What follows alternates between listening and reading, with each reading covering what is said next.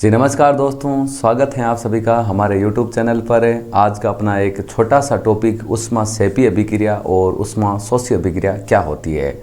दोनों अभिक्रियाओं को हम लोग एग्जाम्पल के साथ, बोले तो उदाहरण के साथ बढ़िया तरीके से समझेंगे। आपको पता होगा ऊष्माक्षेपी का मतलब क्या होता है, जिसमें ऊष्मा का उत्सर्जन होता है, और ऊष्माशोषी का क्या मतलब होता है, जिसमें ऊष्मा का अवशोषण होता है। अब लिखने का तरीका हम सबसे पहले चर्चा करेंगे ऊष्माक्षेपी अभिक्रिया की, और उससे संबंधित आप कम से कम 2-3 एग्जाम्पलों के ऊपर भी चर्चा करेंगे, और उसके बाद ऊष्माशोषी की अभिक्रिया की परिभाषा पढ़ेंगे, और उसके बाद उसके एग्जाम्पल के ऊपर हम लोग चर्चा करेंगे। ऊष्माक्षेपी अभिक्रिया के 2 एग्जाम्पल हैं जो आपको 2 परिभाषाएँ हैं जो आपको बेटर लगे एग्जाम में। भाई इस परिभाषा को मैं लिखना उचित समझूंगा, उस परिभाषा को आप लिख सकते हो। दोनों परिभाषाएँ आपकी एकदम उचित हैं। पहली परिभाषा आपकी वह रासायनिक अभिक्रिया जिसमें ऊष्मा का उत्सर्जन होता है, उसे बोलते हैं आपकी ऊष्माक्षेपी अभिक्रिया। और दूसरी है आपकी उत्पाद के साथ में ऊष्मा उत्पन्न होती है। इसमें आपकी दे रखी है भाई जिस रासायनिक अभिक्रिया में उत्पादों के साथ ऊष्मा निकलती है उसे आपकी बोलते हैं ऊष्माक्षेपी अभिक्रिया। पॉइंट आपको बता दिया, जिसमें ऊष्मा का उत्सर्जन होता है या उत्पाद के साथ में ऊष्मा आपकी उत्पन्न होती है या उत्पाद के साथ ऊष्मा निकलती है, उन सभी अभिक्रियाओं को ऊष्माक्षेपी अभिक्रिया कहते हैं। यहाँ पर आपका एक एग्जाम्पल दे रखा है। एग्जाम्पल में दे क्या रखा है, CH4 जिसका नाम होता है मेथेन।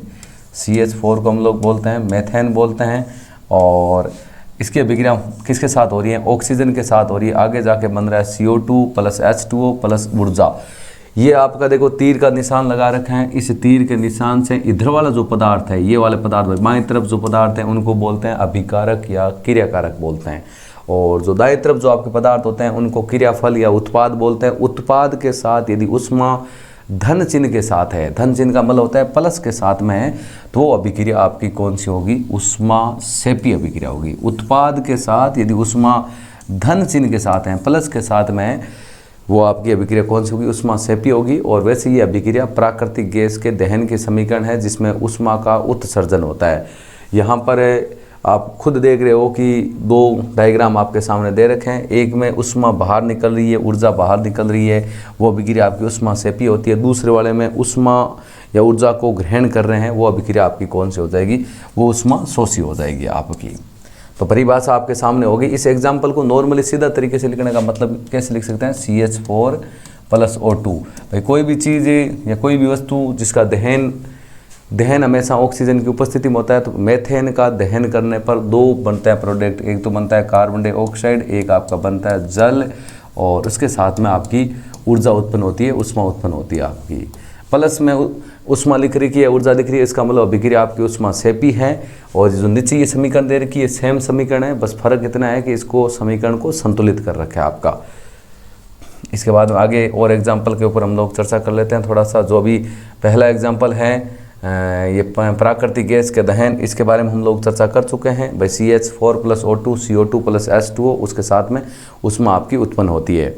इसके बाद में आपका हम बात करें भाई श्वसन होता है। श्वसन मतलब श्वास लेने की प्रक्रिया को श्वसन बोलते हैं, और आपके शरीर के अंदर श्वसन की प्रक्रिया होती है। श्वसन के अंतर्गत हम लोग ऑक्सीजन गैस को ग्रहण करते हैं और कार्बन डाइऑक्साइड गैस का उत्सर्जन करते हैं। तो श्वसन एक ऊष्माक्षेपी अभिक्रिया है। क्वेश्चन आता है कि श्वसन एक ऊष्माक्षेपी अभिक्रिया है, क्यों है, उसका कारण क्या है। कारण आपके सामने दे रखा है कि भोजन में आपका उपस्थित होता है कार्बोहाइड्रेट। कार्बोहाइड्रेट टूटकर ग्लूकोज बनाता है। हम बात करें ग्लूकोज, उसका फॉर्मूला होता है आपका C6H12O6 बनता है आपका। भाई भोजन में कार्बोहाइड्रेट होता है, वो टूटता है तो ग्लूकोज का निर्माण करता है। ग्लूकोज का फॉर्मूला होता है C6H12O6, और ग्लूकोज ऑक्सीजन से मिलकर हमें ऊर्जा देता है, मतलब अपने शरीर को ऊर्जा प्रदान करता है। अर्थात श्वसन अभिक्रिया से ऊर्जा निकलती है, तो श्वसन एक ऊष्माक्षेपी अभिक्रिया है। भाई जिस रासायनिक अभिक्रिया से अपने शरीर को ऊर्जा मिलती है या जिस रासायनिक अभिक्रिया के कारण शरीर में ऊर्जा उत्पन्न होती है, वो अभिक्रिया आपकी कौन सी होगी, ऊष्माक्षेपी होगी।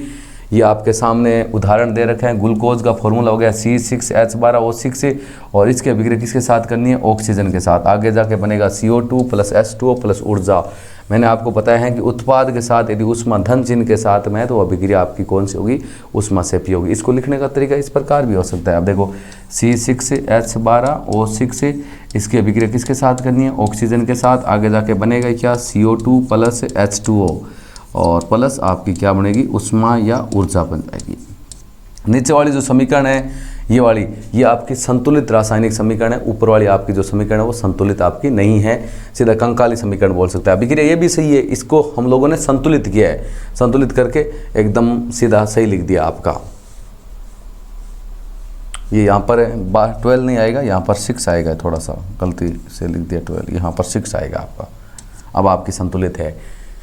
तो आपसे यदि पूछ लें कि श्वसन एक उष्माक्षेपी अभिक्रिया है, वो क्यों है, तो कारण क्या है? कारण आपके सामने दे रखा है कि आपके हम लोग जो भोजन करते हैं, भोजन में कार्बोहाइड्रेट उपस्थित होता है, वो कार्बोहाइड्रेट टूटकर किसका निर्माण करता है? ग्लूकोज का, और ग्लूकोज आपका ऑक्सीजन से मिलकर अपने शरीर को ऊर्जा देता है। इसका मतलब श्वसन से हमारे शरीर को ऊर्जा उत्पन्न होती है, ऊर्जा मिलती है, इसीलिए श्वसन एक उष्माक्षेपी अभिक्रिया है। और आप ये समीकरण इसके अंदर लिख दोगे, आप ध्यान रखना थोड़ा सा।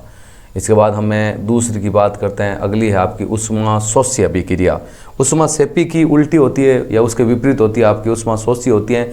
तो वह रासायनिक अभिक्रिया जिसमें उष्मा का अवशोषण होता है, उस अभिक्रिया को कौन सी अभिक्रिया बोलते हैं? उसे उष्माशोष्य अभिक्रिया बोलते हैं। परिभाषा आपकी यहाँ पर दे रखी है।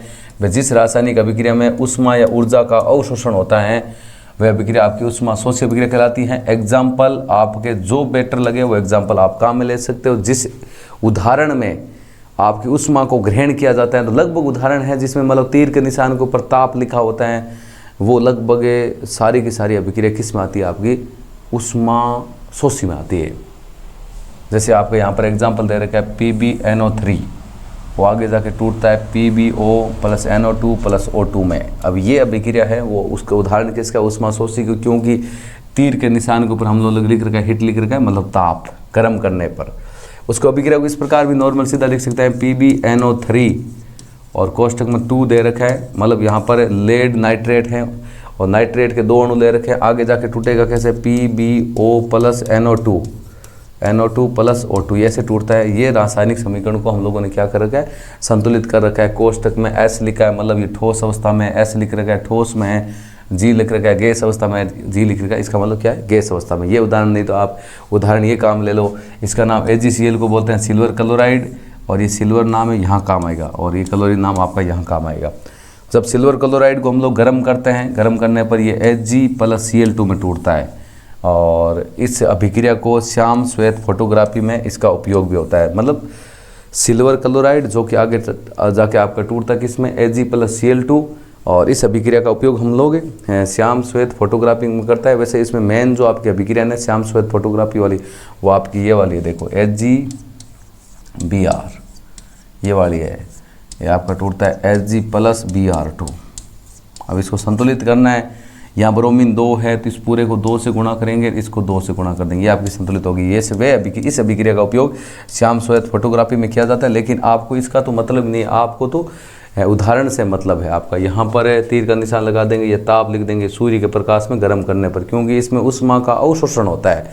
आपका यहाँ पर क्वेश्चन क्या है? उष्माशोष्य अभिक्रिया किसे कहते हैं? तो आपकी परिभाषा हो जाएगी वह रासायनिक अभिक्रिया जिसमें उष्मा का अवशोषण होता है, उसे उष्माशोष्य अभिक्रिया कहते हैं। और एग्जाम्पल ये भी लिख सकते हैं, ये भी लिख सकते हैं, ये भी लिख सकते हैं, और जो आपको बेटर लगे भाई ये वाला लिख सकते हैं, CaCO3।